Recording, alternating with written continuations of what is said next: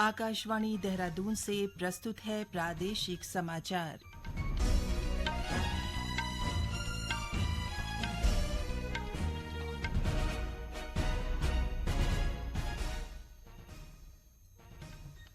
पहले मुख्य समाचार। चारधाम यात्रा के लिए हेलीकॉप्टर टिकट बुक करने के नाम पर धोखाधड़ी कर रही 12 वेबसाइटों को बंद कराया गया। राज्यपाल लेफ्टिनेंट जनरल गुरमीत सिंह ने चारधाम यात्रा की तैयारियों के संबंध में शासन के उच्चाधिकारियों के साथ बैठक की।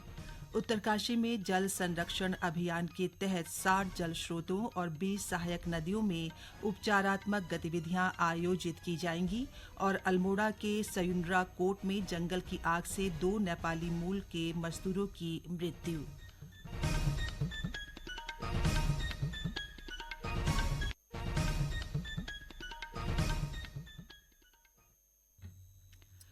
नमस्कार, समाचारों के साथ मैं पंकज सनवाल खुलबे और अब समाचार विस्तार से।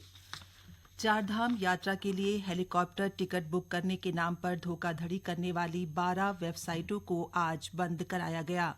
एसटीएफ व साइबर क्राइम पुलिस ने गृह मंत्रालय के साथ मिलकर ये कार्रवाई की है। चारधाम से जुड़ी ऐसी 76 फर्जी वेबसाइटों को अब तक ब्लॉक किया गया है। फर्जी वेबसाइट तैयार कर हेली सेवा बुकिंग के नाम पर लाखों रुपए की धोखाधड़ी की जा रही है। पिछले वर्ष भी साइबर ठगी की कई शिकायतें आई थीं। राज्य सरकार ने चारधाम यात्रा की हेली सुविधा के लिए IRCTC से अनुबंध किया है। इसकी एकमात्र आधिकारिक वेबसाइट www.heliyatra.irctc.co.in है।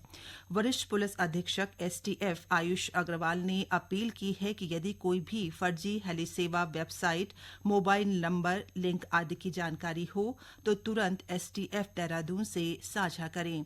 इसके लिए STF ने 2 मोबाइल नंबर 9456591505 व 9412080875 जारी किए हैं।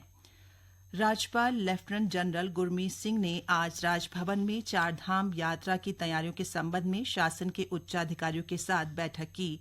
उन्होंने कहा कि चारधाम यात्रा में आने वाला प्रत्येक यात्री हमारा ब्रांड एम्बेसडर है और हमारा प्रयास रहेगा कि हर व्यक्ति यात्रा का सुखद अनुभव लेकर संतुष्ट होकर जाए।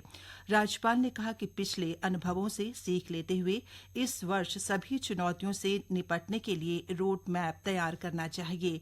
राज्यपाल ने ITDA निदेशक को चारधाम यात्रा के सुचारू संचालन, फीडबैक व रिपोर्टिंग के लिए एक एकीकृत डैशबोर्ड बनाने को कहा है। बैठक में सचिव पर्यटन सचिन कुर्वे ने बताया कि इस वर्ष भी दर्शन के लिए टोकन व्यवस्था रखी जाएगी। देहरादून पुलिस ने अंतर्राष्ट्रीय ऑनलाइन सट्टा गिरोह का भंडाफोड़ किया है। पुलिस ने राजपुर क्षेत्र के ब्रह्मांडवाला गांव में स्थित एक फ्लैट से IPL मैचों में ऑनलाइन सट्टा लगाते हुए 9 अभियुक्तों को गिरफ्तार किया है। देहरादून के वरिष्ठ पुलिस अधीक्षक अजय सिंह ने बताया कि आरोपितों में 6 लोग छत्तीसगढ़ और 3 लोग बिहार से हैं। में कुछ संदिग्ध एक्टिविटी के बारे में जानकारी मिली थी कि कुछ लोग बाहर के आके फ्लैट में रह रहे हैं और उनकी एक्टिविटी संदिग्ध है। इस आधार पर सूचना को डेवलप किया गया था और वहाँ टीम ने जब वहाँ दबिश दी तो वहाँ पर 9 लोग इसमें पाए गए संदिग्ध अवस्था में, जिनके 50 मोबाइल उसमें ऑपरेट कर रहे थे, 8 लैपटॉप थे, जिसपर सभी पर ऑनलाइन सट्टा चल रहा था। पूरी पूछताछ में जानकारी मिली कि छत्तीसगढ़ के 6 लोग और बिहार के 3 लोग हैं जो ऑनलाइन सट्टा इंटरनेशनल जो ग्लोबल साइट्स है उसके माध्यम से कस्टमर बनाते हैं और उसके बाद लॉगिन ID क्रिएट करके पैसे लेने के बाद लॉगिन ID देते हैं, जिसके आधार पर सट्टे को ऑनलाइन खेला जाता है। ये पूरे देश भर में इनके क्लाइंट्स हैं, जिन क्लाइंट्स के आधार पर ये अपने काम चलाते हैं। अभी जो उनके मोबाइल और जो उनके बैंक अकाउंट्स को भी चेक किया गया तो उसमें 9,25,000 रुपए को फ्रीज कराया गया, जो कल मैच के दौरान इनको विभिन्न एजेंट्स के द्वारा दिया गया था। साथ ही साथ इनके और भी ट्रांजेक्शन मिले जो करीब 20 करोड़ के करीब लगता है कि इस मैच के दौरान, विभिन्न मैचों के दौरान इनके द्वारा ट्रांजेक्ट किया गया। इस बीच राज्य के विशेष कार्यबल STF के मादक द्रव्य विरोधी दल ने देहरादून पुलिस के साथ संयुक्त कार्रवाई कर कैनाल रोड सैलाकुई से भारी मात्रा में नशीले पदार्थों को बरामद किया है। दल ने 2 किलोग्राम चरस के साथ ड्रग तस्कर को भी गिरफ्तार किया है। बरामद चरस की अंतर्राष्ट्रीय बाजार में आंकी गई कीमत लाखों रुपए है। हेमवती नंदन बहुगुणा गढ़वाल केंद्रीय विश्वविद्यालय self and social development credit course शुरू करने वाला देश का पहला विश्वविद्यालय बन गया है। डॉ बी गोपाला रेड्डी परिसर में राष्ट्रीय शिक्षा नीति 2020 के तहत इस कोर्स का शुभारंभ किया गया। राष्ट्रीय शिक्षा नीति के अंतर्गत स्नातक करने वाले छात्रों के लिए ये अनिवार्य पाठ्यक्रम है। इस कार्यक्रम में छात्रों को व्यक्तिगत रूप से 30 घंटे उपस्थित होकर सामाजिक क्षेत्र में अपनी सेवाएं देनी होती हैं। विश्वविद्यालय में ये कार्यक्रम लगातार 3 दिन संचालित किया गया। परिसर कॉलेज पौड़ी के निदेशक डॉ प्रभाकर बड़ौनी ने कहा कि इस कोर्स को इसलिए अनिवार्य किया गया है ताकि बच्चे समाज से जुड़ सकें, उनकी सामाजिक समझ बढ़ सके और वे सामाजिक सहभागिता भी कर सकें। ये समाचार आप आकाशवाणी के देहरादून केंद्र से सुन रहे हैं। उत्तरकाशी में जल संरक्षण अभियान के तहत जिले में 60 जल स्रोतों और 20 सहायक नदियों में उपचारात्मक गतिविधियां आयोजित की जाएंगी। इसके तहत खंतियों, चाल खाल, चेक डैम, रिचार्ज पिट आदि जल संरक्षण संरचनाओं के निर्माण के साथ ही वानस्पतिक उपचार, चारा घास रोपण और वृक्षारोपण के काम किए जाएंगे। जिलाधिकारी डॉ मेहरबान सिंह बिष्ट ने संबंधित विभागों को इस अभियान को गंभीरता से लेने और जल संरक्षण तथा संवर्धन के तय कार्यों को तुरंत शुरू करने के निर्देश दिए हैं। जिलाधिकारी ने कहा कि कार्य योजना के तहत आरक्षित वन क्षेत्र में किए जाने वाले कार्यों के लिए वन विभाग को जरूरत पड़ने पर जिला योजना मद से धनराशि स्वीकृत किए जाने के साथ ही मनरेगा से कन्वर्जेंस कराने का भी प्रयास किया जाएगा। अल्मोड़ा जिले की सोमेश्वर तहसील के स्योनरा कोट में जंगल में आग लगने से 2 नेपाली मूल के मजदूरों की जान चली गई और 2 लोग घायल हैं। घायलों का इलाज हल्द्वानी के सुशीला तिवारी अस्पताल में चल रहा है। रिपोर्टों के अनुसार मजदूर आग की चपेट में तब आए जब ये अत्यधिक ज्वलनशील पदार्थ लीसा निकाल रहे थे। राज्य के जंगलों में लगी आग बुझाने के लिए वन विभाग सक्रिय है और लगातार काम कर रहा है। विभाग ने अब तक इस आग के लिए जिम्मेदार 52 लोगों की पहचान कर ली है। उधर चमोली जिले में बद्रीनाथ राष्ट्रीय राजमार्ग हनुमान चट्टी के पास घुड़सिल में भूस्खलन होने के कारण आवाजाही के लिए अवरुद्ध है। पर्यटन व लोक निर्माण मंत्री सतपाल महाराज ने चमोली के जिलाधिकारी को सड़क मार्ग पर जल्द से जल्द आवाजाही सुचारू करने के निर्देश दिए हैं। ये मार्ग हाईवे चौड़ीकरण के दौरान चट्टान के एक हिस्से की सड़क पर आ जाने से बंद हुआ है। चमोली जिले के किसानों को घर के पास में ही खरीफ फसल का बीज उपलब्ध कराया जाएगा। खरीफ की फसल बोने के लिए जिले के सभी 39 न्याय पंचायतों में बीज उपलब्ध करा दिया गया है। कृषि विभाग की ओर से काश्तकारों को ये उन्नतशील प्रजाति का बीज 50% अनुदान पर उपलब्ध कराया जाएगा।